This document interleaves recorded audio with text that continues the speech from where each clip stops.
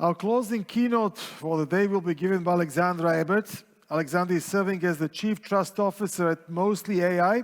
She's an expert in responsible AI, synthetic data, and privacy. Her keynote is Chronicles of Change: Will Our Pursuit of Responsible AI Rewrite or Repeat World History? Think we're okay? Alexandra, welcome.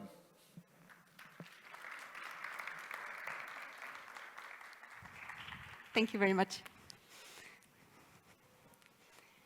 Good evening, and thank you for your patience. It looks like this crowd here is particularly passionate about responsible AI, which is something that I'm very, very happy to see.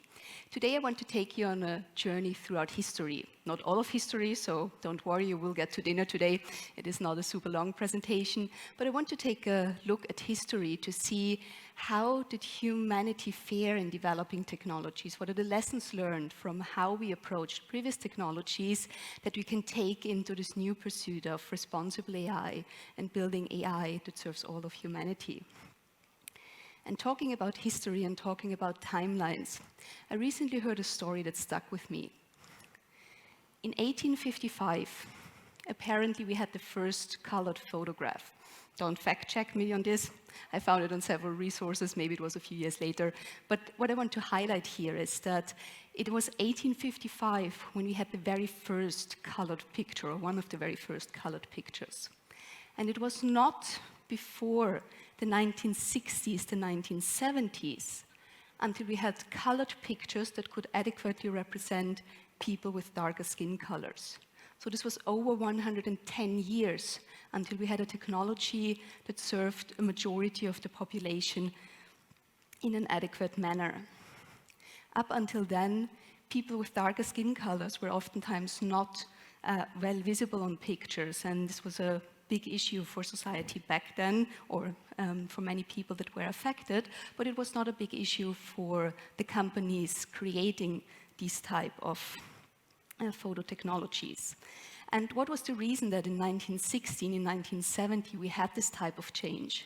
Was it the realization that it's unfair to have technology that doesn't adequately serve a big majority of humanity? And you will be surprised and probably also saddened to learn, no, it was not. The reason why this changed was chocolate bars. It was not that manufacturers like Kodak realized, okay, our product isn't working for a big part of humans' population. It was the complaints from chocolate manufacturers and also furniture manufacturers that the technology available today or back then didn't do justice to the darker brown hues of their products. So it was a very profit-oriented motivation to fix this back then. And one thing that I think is important that this example highlights is that technology is not something objective. Also, photography is not something that's objective. But as the author of one article highlighted, it's a system of calibrating light. And the way how it does it involves many subjective decisions, which can either include a big part of humanity or exclude a big part of humanity. And as the former manager of research from Kodak shared in this article, the reason why this was not addressed earlier was that black people simply weren't a concern back then. And this is of course something that's much different today. We have a much more heightened awareness that it's important to build responsible technologies. But before we get to this point, talking about timelines, there's another timeline that was particularly memorable for me. I'm personally not somebody who would say, well, life was better back in the days. And the reason that I'm not supporting this line of argument is first probably because of my age. I'm not that old, so therefore it's hard to say, okay, like my grandpa sometimes does, back in the days everything was slower, everything was better. So that's one reason, but much more importantly, I believe in humanity and I believe in our ability to make better what we didn't do very well in the past. Yet there's one timeline that I think illustrates that there was one thing that probably was better in the past. And I learned about this timeline from Microsoft's president, Brad Smith, when I was one of 5,000 privacy professionals back in April 2020, sitting at IAPP conference, where he talked about the urgent need for regulation. And one thing that he highlighted was this increasing complexity, this increasing speed that today's regulators faced, which is something that's unprecedented. And a timeline that stuck with me was one that regulators before our today's regulators had, when they had to think about how to build laws that make sure that humanity is served. And this timeline starts in 1908, when we had the 4T model in the United States. And it was not until 1958, until the very first Japanese car ever set foot, or tire, however you say that with a car, in the United States. So it was over 50 years that regulators had time to prepare laws for this new technology, to think about what the impact would be if suddenly not only US-built cars, but also cars from other markets would enter into the United States. And I think many of you potentially observing the developments that we see today with AI regulation, this is a completely different picture. It's not that regulators have 50 years, they don't even have 5 minutes until the new thing pops up that they want to consider. And I think particularly the last few days that we've had are a very good illustration of this neck-breaking speed that we observe. So this is one example. It's really hard to keep up. Then just a few weeks back, we had many big developments in the AI policy world in the United States, within the G7 community, and also as part of the AI Safety Summit in the UK with the Bletchley Declaration. So if you're following this, very often, oh, and then not to forget the new developments regarding the AI Act and what the impact of this might be on the proposed AI bill and when it will be released. But one thing that I oftentimes find myself doing is this, because it's just all happening so fast, and also with many people I talk with, it's really, really hard to keep up with the speed that we have. So I think this is a big difference in today's society, that many, many developments are pulling our attention away. And therefore I want to ask, well, how are you feeling about this? Do you feel that you can still keep up with all of the developments? How do you think regulators keep up with this? And while I'm a big believer in the role of regulation when we think about our pursuit of responsible AI, I think just looking at the way how regulation works and what regulators were used to from other technologies, it would be a missed opportunity to say, okay, everything in terms of responsible AI will be fixed by regulators, by laws, and potentially some scientists looking in this topic. And I think it's important to say, okay, we are building technology, how can we also, next to all the new developments, the new models that are available, the new approaches, the new shiny tools, not lose focus on this pursuit of responsible AI and how we can all contribute to building more responsible technology. And now that I've talked a lot about responsible AI, it's maybe a good time to also define, well, what is responsible AI actually, and can AI even be responsible? And I think here it's important to look at this distinction between AI for good, which is this utopian world of AI is going to solve all of our problems, all of our health questions, all of our climate concerns. That's not responsible AI, and what responsible AI actually is. And the objective of responsible AI goes much more in the direction of building AI for not bad. But the very important point here is not bad for whom? For this person or for a bigger part of humanity? And while there's no clear definition that everybody I know agrees of for responsible AI, this is my definition of responsible AI. So it's really this practice of developing and deploying AI systems that put human beings first, that want to contribute to human flourishing, and in this process also not mess up our planet. It's about anchoring AI innovation to human rights, to ethics, to societal values, which of course in itself poses challenges because we have this global technology and societal values might differ from one part of the world to the other. And elements of responsible AI that are oftentimes cited, you can have in this case are the trustworthy AI requirements from the European Union, but you will see the requirements in a similar shape or form regardless in which direction and corner you look. It's about elements of human agency and oversight. It's about privacy and data governance, about technical robustness and safety, transparency, explainability, fairness, inclusion, non-discrimination, and as mentioned, societal as well as environmental well-being, and then very big now with the debates on data scraping, and particularly where LLMs are getting the content from, the accountability and the possibilities for people to also seek redress. So when you look back to history, how did humans fare when it comes to technology? Do we have a strong track record of building technology that's responsible? And I think another quite nice example to look first at the speed and then also how we did in terms of responsibility and inclusion are again cars. Late in the 19th century, one very important safety requirement for your car was that you had a person walking in front of it, carrying, you can't see it here because it's a black and white image, a red flag to caution pedestrians about this new thing that wasn't frequently seen on the streets before. So this was one of the very first safety requirements. Might not be the most practical, particularly not since we increased the speed of cars, but it was a first step at how can we make this technology safe, include it in our communities, and make sure that nothing bad happens.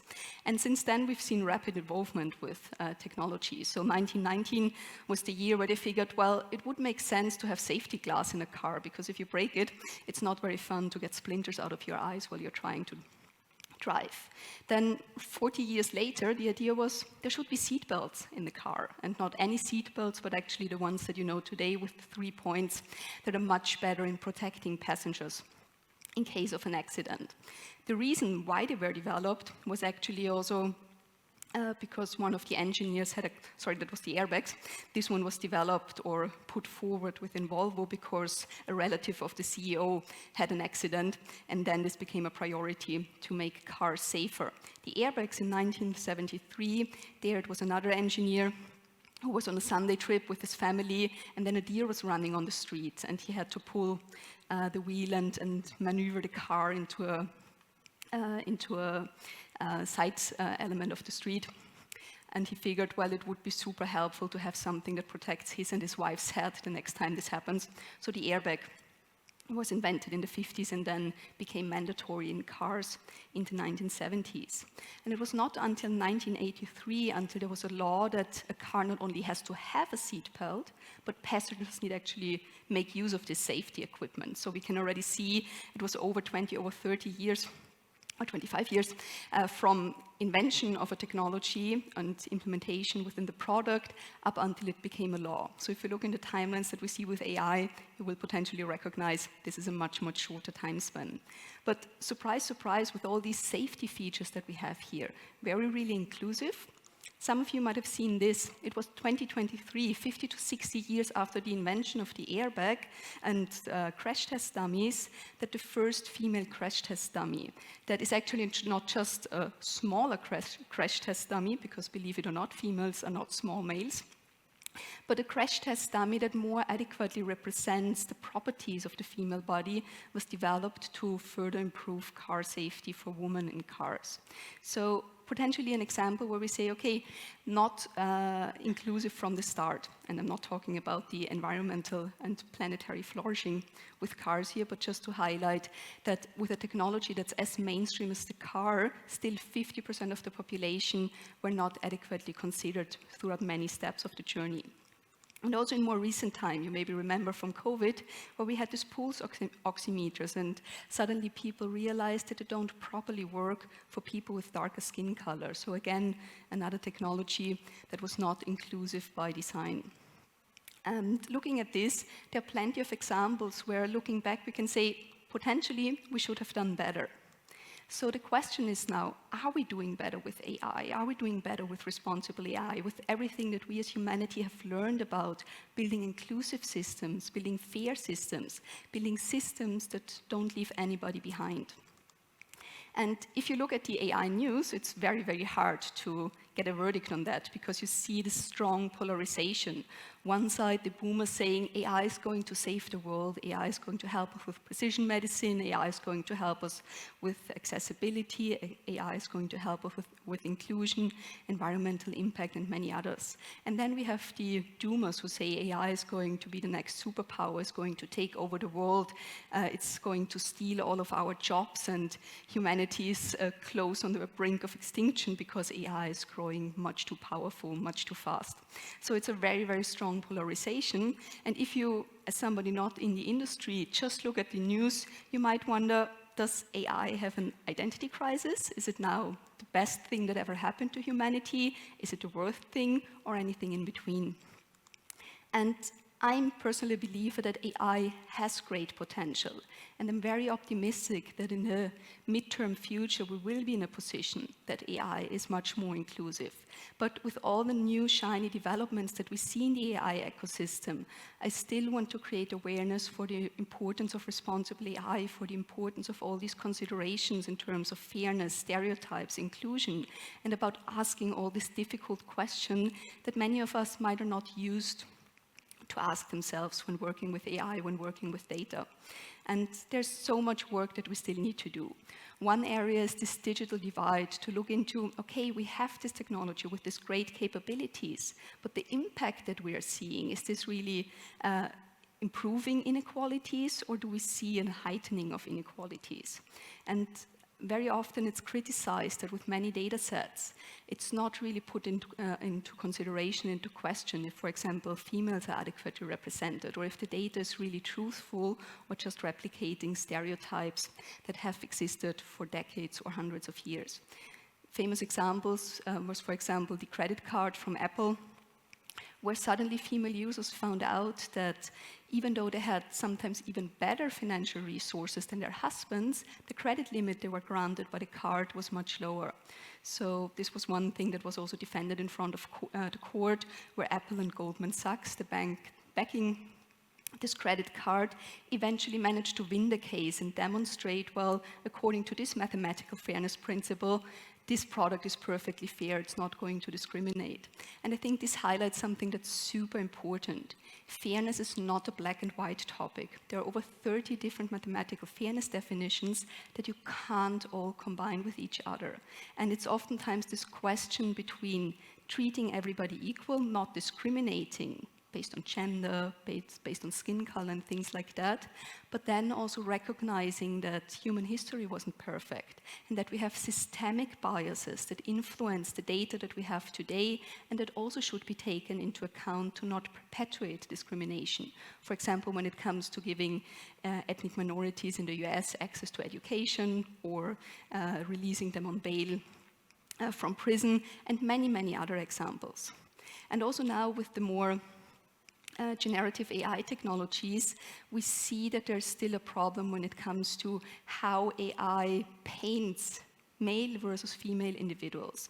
This was a very nice article within MIT Technology Review where an author from Asian ethnicity used the tool Lensa the very first time. And she was not the first to jump on this train. Her male reporter colleagues already had used it, and they had all these shiny avatars of them being astronauts, successful businessmen, even superheroes. So she was curious and wanted to try it out. But what she got was porn.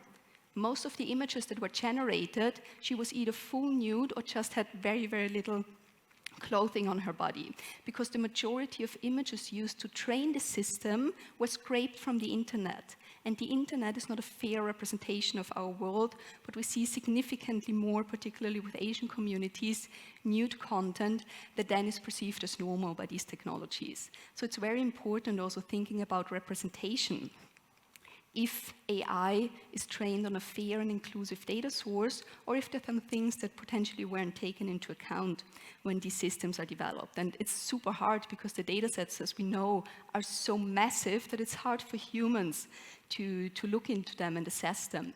There was one researcher that highlighted the problem she sees in her career is that she does these data set audits. And it's so easy and so fast to scrape data from the internet, but so cumbersome for her and her research colleagues to go through millions and millions of images to figure out if there's some content in there that shouldn't be in there, violent content, defamatory content, or if there are labels on these data sets that are just bluntly racist or misogynistic. So this is a real power imbalance that we currently have, and where I think it's not good for society to say, okay, this is just a problem that some researchers should look into, but we need to find better ways to scale this to ensure that we have an outcome where this is not something that's going to continue to happen.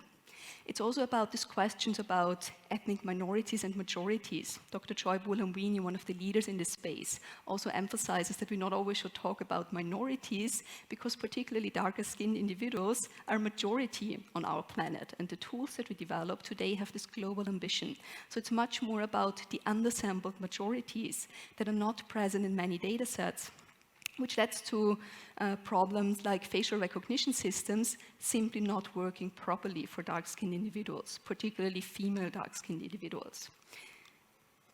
Or, in this case, facial recognition systems being deployed that weren't capable to properly distinguish between one person and another person, which led this man to be arrested in front of his children because the system confused him with somebody else who was on a searching list from police. So this is a huge problem, but it's something that's not sufficiently addressed at the moment. Also, thinking about people with disabilities. There have been instances where products did harm to people with disabilities simply because developers and creators of the system didn't take into account that they're humans that potentially use a wheelchair and don't walk on 2 feet. Think on self-driving cars. Or non-binary people. Uber had this problem that some of the drivers weren't allowed to either register to the platform or continue their job when they were undergoing gender transformation because the system was not equipped to recognize the changing features and still identify them as themselves. This is also a problem that we see with many dark-skinned individuals, which suddenly find themselves banned from platforms simply because the system couldn't identify them anymore, which of course is impacting their livelihood, their ability to generate income, and many other elements. Or anybody else that tends to get overlooked. So I think it's really about building this habit. What are the questions, the tough questions that we haven't asked ourselves? How can we red team internally and think about what could go wrong here? Who could be adversely affected, to figure out as good as possibly which harms we need to prevent. And I think we're so early in this journey that the ambition should never be to exclude any harms, potential harms, before a system enters into the market, but taking an iterative approach here and being open to continuously learn, seeking user feedback, and continuously improving. But another example here, one of the self-driving cars that killed a woman that wasn't using a crosswalk, but was just walking randomly over the street because this was something that the system didn't encounter. So this thinking out of the box, thinking of how we can build a system that's as robust as possible to this full spectrum of human diversity, both in behavior and characteristics that we see.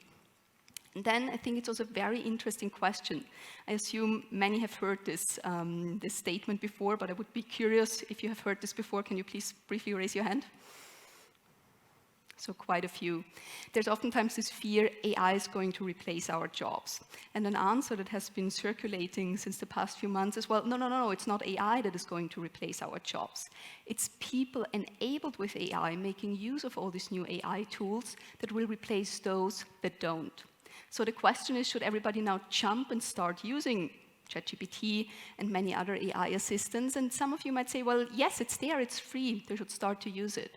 But I think it's a very important question also, considering that these systems are growing more powerful, subscription fees are going to pile up, if this is something that everybody can access, even though financial backgrounds might be different. So I think this is also something that we need to look at as society, particularly in context of the labor market, how this is going to impact humanity. And then there's also a term that has been circulating for the past 4 years, either data colonialism, AI colonialism, or digital colonialism. Damn it, too much, you can read it. First, apparently coined in this book, the cost of connection, but by now something that many scientists in the responsible AI field are drawing attention to. And what are we looking here? Well, one is the exploitation of cheap labor and the emotional harm that's connected with that. Of course, it's not the same extent as we had with the colonialism from Europe hundreds of years ago, but it's still exploitation of cheap labor with not human-worthy conditions that are a big concern, particularly in countries in the global south. So we have seen more and more articles bringing to light the conditions of these so-called click workers or ghost workers that are labeling thousands and thousands of images under conditions that are really I'm lacking the English word for this, but it's not comfortable to read this type of information. So if you haven't yet seen this quite famous article from last year, I think this gives a very nice overview of the conditions that these click workers encounter. They are actually, as one of these Venezuelan click workers mentioned, treated in a way where you have to question if they even, if the platform providers of these labeling platforms even consider them to be human. So, for example, there's significant pressure to work at immense speed. Sometimes they don't get paid for weeks or months, many, many months, which is something that's significantly impacting their social security and possibility to survive. They are oftentimes confronted with bugs in the system, which lead to them not finishing their tasks on time, which leads to them being punished, which leads to them being excluded from the platform and not being able to find any other work for several months, because in the regions there is simply no work. And then continuously being exposed to dropped wages and emotional harms of some of the content you have to label are conditions that are gruesome, and nonetheless it's not that much talked about, and we sometimes don't even ask these questions when we get a data set. Okay, how was it labeled? Who did this and under which conditions? It's also about the extraction of resources, particularly now with the LLMs. We had more and more public outcries about the data scraping practices and the ignorance of consent when it comes to using content. Oh, I actually lost some slides here.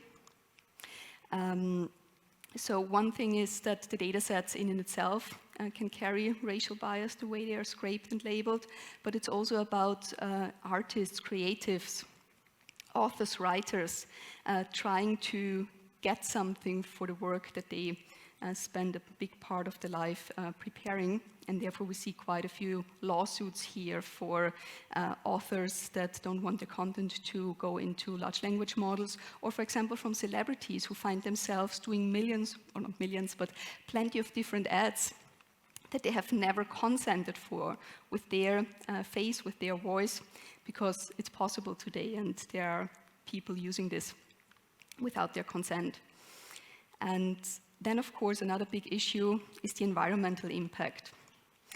One researcher recently made a study that indicated that whenever you engage with ChatGPT, this equals to 1.5 liters of fresh water being poured into the ground because of the energy costs that go into that. She also highlighted the big problem that to date it's really hard for researchers to assess the actual energy costs and the impact on the environment, because most of this happens behind closed doors. So it's this really big secret and big question what the actual environmental cost of AI is to date.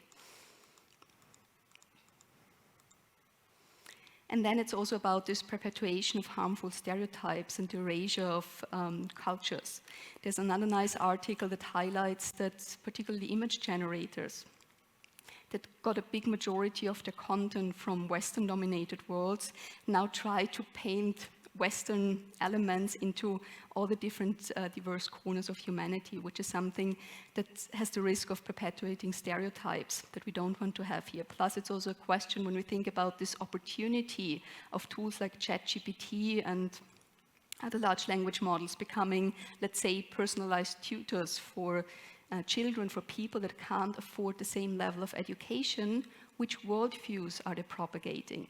And particularly this type of bias research is something that's super tricky because we have not structured data sets, but unstructured text, where it's really hard to even figure out, okay, what is the worldview that this system is propagating, and how can I make sure that it more diversely represents, for example, human history.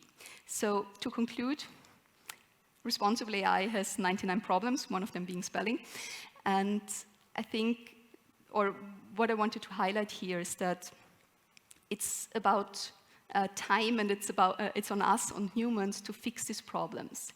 And actually, in the next part of my talk, I wanted to have plenty of suggestions how we can actually go about this, but I must confess, I did bite off more that I can chew in the last few weeks, and I didn't get to that part of my talk, so I'm kind of winging this here a little bit.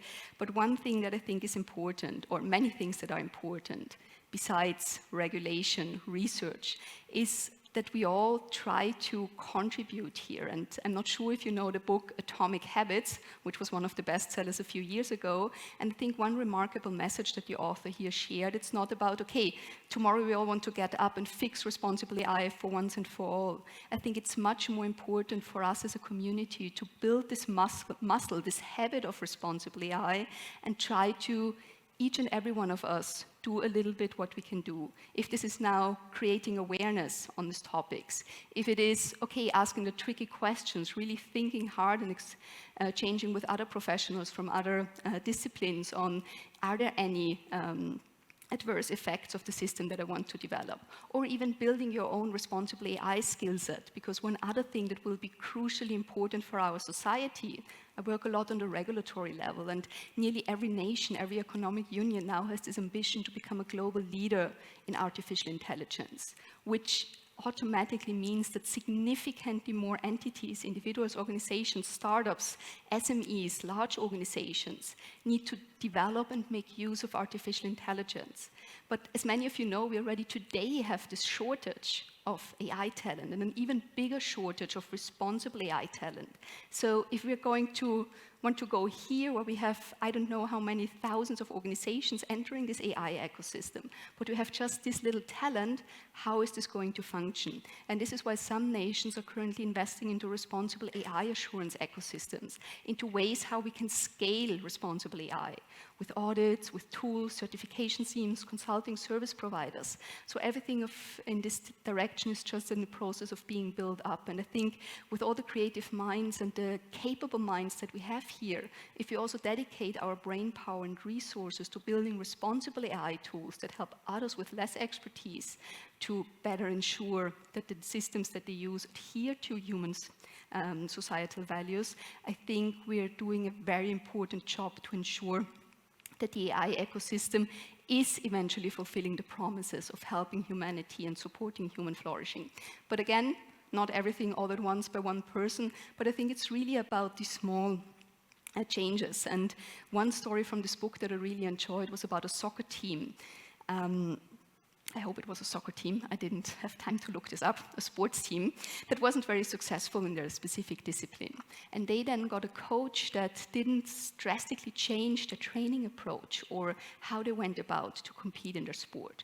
But he had this mentality of, okay, 1% better every day. And they changed things like the hand washing routine, where one would say, well, hand washing, how does this have to do with my sports performance? But these tiny changes impacted the sickness levels of this team and how many days they could actually spend training versus having to lie sick in the bed and having to pause from training. So it was a tiny, tiny change, but subsequently this team became one of the most successful teams in the sport discipline. And I think that, or what I hope is that for responsible AI, one day we will have the same habit culture and the same, okay, small, tiny steps that is taking us in a place to capitalize on the AI promise in terms of responsibility and inclusion. And just as another historic story here, just think back to medicine throughout history, where back in the days, things like washing their hands wasn't even on the agenda for a doctor because they weren't educated about germs and how they could impact people that they were operating. Versus today, we're here with modern surgery. I wanted to include the count of studies that are there on hand washing routines for surgeons, but I lost count. So there are thousands of studies out there how to properly wash your hands as a surgeon, how to reduce the existence of germs. And today it's second nature to anybody in an operating room to properly wash their hand. And since the COVID pandemic, also in the general public, that hand washing simply is something that's super beneficial. And this is a change that I think we also need to undergo with responsible AI, that we keep the focus on responsible AI, don't get too distracted by new advancements in modeling architectures, in possibilities, in shiny new tools, but always try to think about how can we have inclusive tools that cater not only to one group, but to a diverse as possible group. Yes, so this was my talk. Thank you for your attention. Well, I suppose there will be a few questions. Unless everybody's hungry and want to go to dinner.